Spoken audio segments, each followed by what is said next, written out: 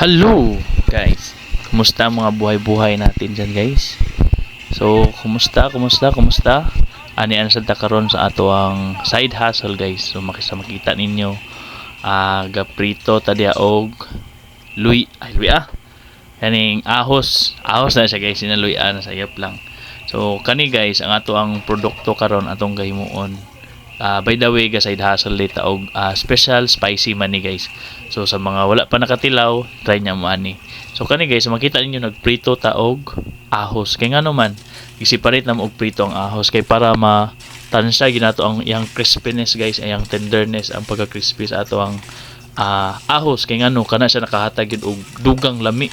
No, kung lami imong mani, samot na kung crispy imong ahos, na lami kay guys.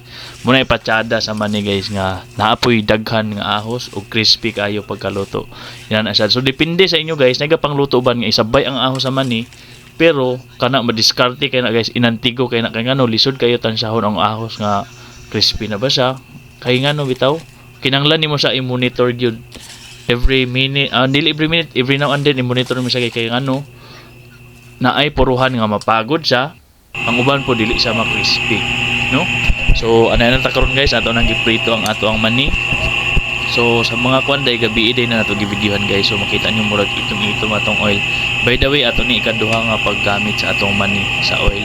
So every now and then guys, ga replenish mi og oil kay ngano kung itom na imong oil din abso sa maayo, no?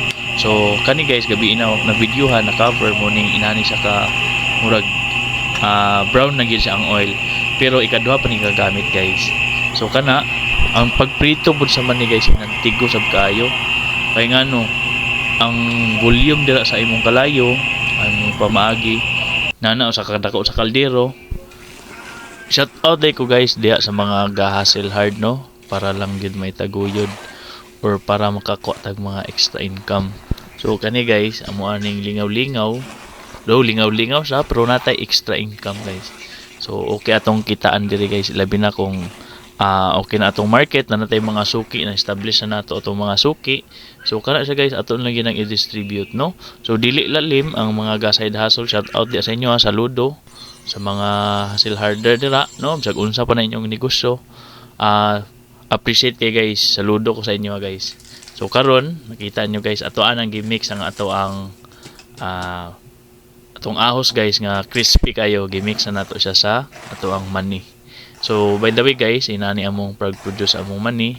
So kani with proper hygiene siya guys, among kibali limpyo among pamaagi guys, wala na mo ngi basta-basta lang, no. So makita nimo inani amo nang gipabugnaw guys ang mani sa init pa, amo nang gihasol amo nang gisagol ang kaning ahos guys, kay para kuan pud ang baho, ma-mix pud iyang baho dito sa ato ang mani. Kay ngano makahatag siya og kahumot guys. So mo na ang sekreto sa ato ang mani.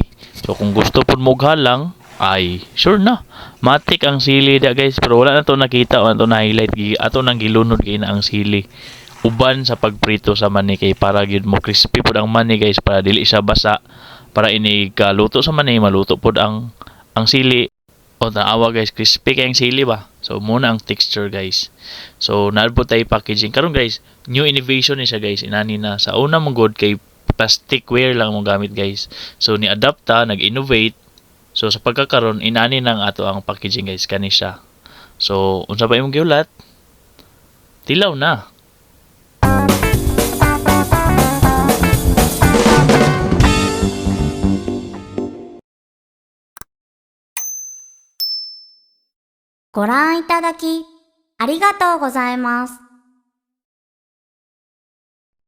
Guys, help me grow my channel. Please subscribe, like, and leave a comment below. Shout out guys sa tanan. God bless and Godspeed. Keep safe everyone. Thank you for watching guys.